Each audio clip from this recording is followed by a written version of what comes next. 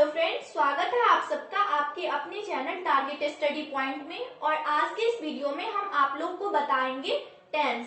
अगर आप चाहते हैं कि हमें इंग्लिश अच्छे से आए, हम इंग्लिश को अच्छे से समझ सके, तो इसके लिए आपको टेंस आना बहुत जरूरी है।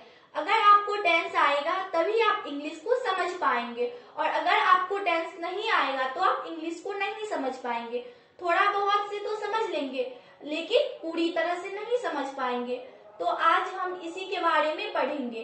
अगर आपको ये वीडियो पसंद आएगी तो इसको लाइक कीजिएगा, और पास में ही आपको एक बेल आइकन भी नजर आ रहा होगा, उसे भी प्रेस कर लीजिएगा, जिससे कि हमारे चैनल से रिलेटेड आगे की जो भी जानकारियां होंगी वो सभी आपको मिलती रहेंगी।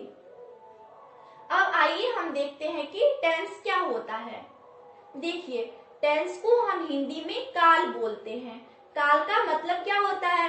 काल का मतलब होता है समय, अवधि। तो अब आइए देख लेते हैं types of tense, means tense के कितने प्रकार होते हैं, काल के कितने प्रकार होते हैं। टेंस के 3 प्रकार होते हैं।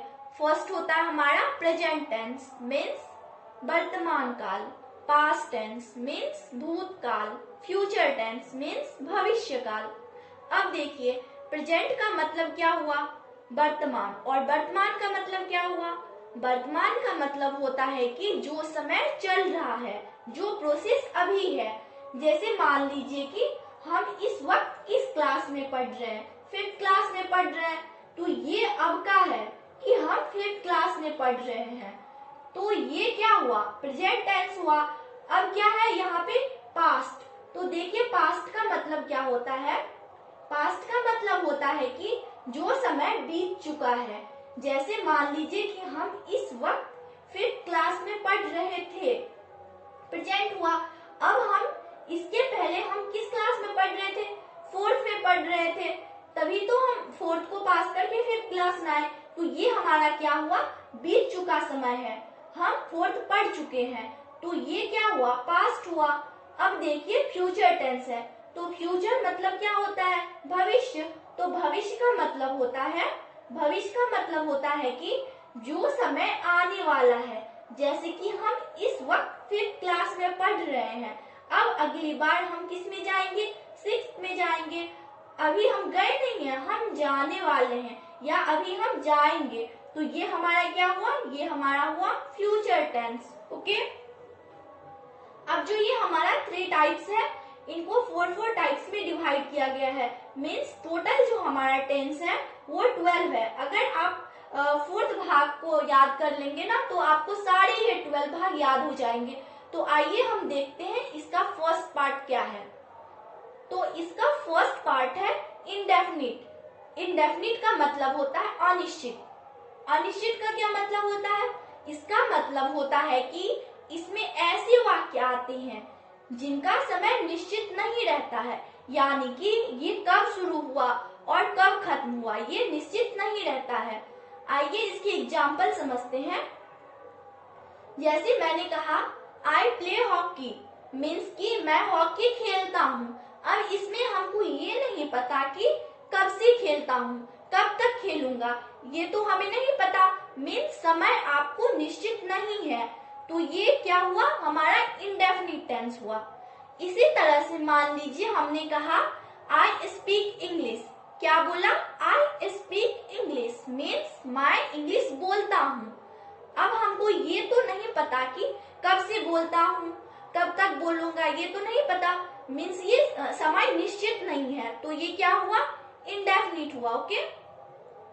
मीन्स कि ऐसे वाक्यों में हमारा समय निश्चित नहीं रहता है, या हमारा जो समय है वो डिफाइन नहीं होता है, तो ऐसे वाक्यों को हम किस में रखते हैं? इंडेफिनिट में रखते हैं।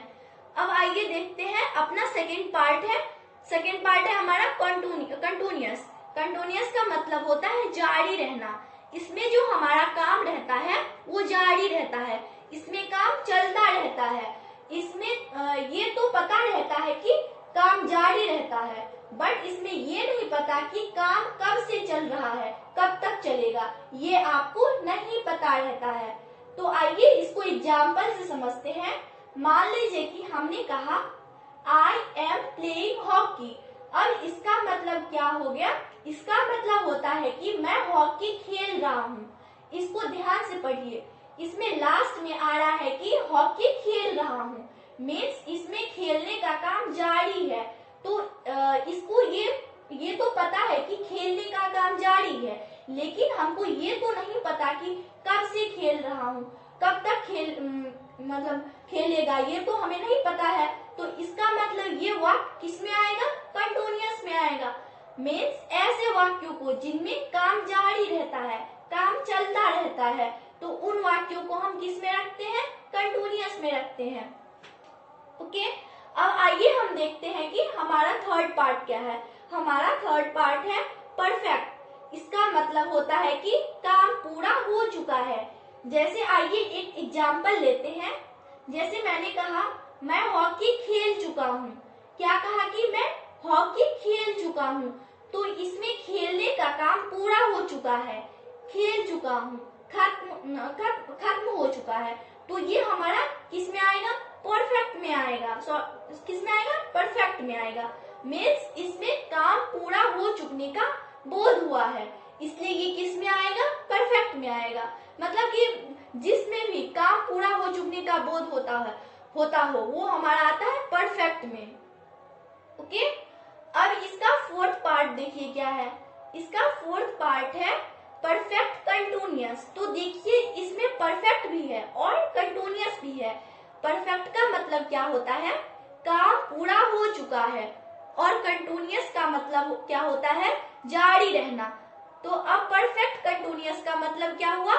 तो इसका मतलब हुआ कि काम पूरा भी हो चुका है और आगे काम जारी भी है।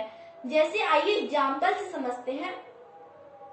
मान लीजिए जब आप घर बनवाते हैं तो रोज रोज आपका कुछ कुछ भाग पूरा होता जाता है और काम जारी भी रहता है, काम चलता रहता है और कुछ कुछ भाग उसका रोज पूरा होता जाता है। तो इसी प्रकार से हमारा होता है परफेक्ट कंटिन्यूअस। तो ऐसे वाक्यों को हम किस में रखते हैं? जो वाक्य पूरा भी हो चुका हो और आगे काम जारी भी हो, वैसे वाक्यों को हम परफेक्ट कंटिन्यूअस में रखते हैं। ओके, हमने आपको बताया था कि बस इन चारों को याद कर लेंगे तो आपके सारे 12 पार्ट्स बन जाएंगे। कैसे बनेंगे? तो देखिए, जो हमने टेंस के टाइप पढ़े थे, 3 टाइप्स कौन कौन थे? प्रेजेंट टेंस, पास्ट टेंस और फ्यूचर टेंस। अब हम क्या करेंगे? बस इन्हीं चारों के आगे लगा के अपना टेंस बना लेंगे। तो देखिए सबसे पहले था हमारा प्रेजेंट टेंस। तो present indefinite tense, present continuous tense, present perfect tense, present perfect continuous tense. अब क्या था? Past tense. तो पास्ट टेंस का कैसे बनेगा? Past indefinite tense, past continuous tense, past perfect tense, past perfect continuous tense. अब क्या था? Future tense. तो इसको कैसे बनाएंगे? Future indefinite tense, future continuous tense, future perfect tense, future perfect continuous tense. तो इस तरह से हम अपने सारे 12 पार्ट्स को इन्हीं चारों से बना लिए। तो कितना इजी है ना टेंस को याद करना। Okay, so thanks for watching my video. अगर आपको ये वीडियो पसंद आई हो तो लाइक करना मत भूलिएगा और चैनल को ज्यादा से ज्यादा शेयर कीजिएगा। Thank you.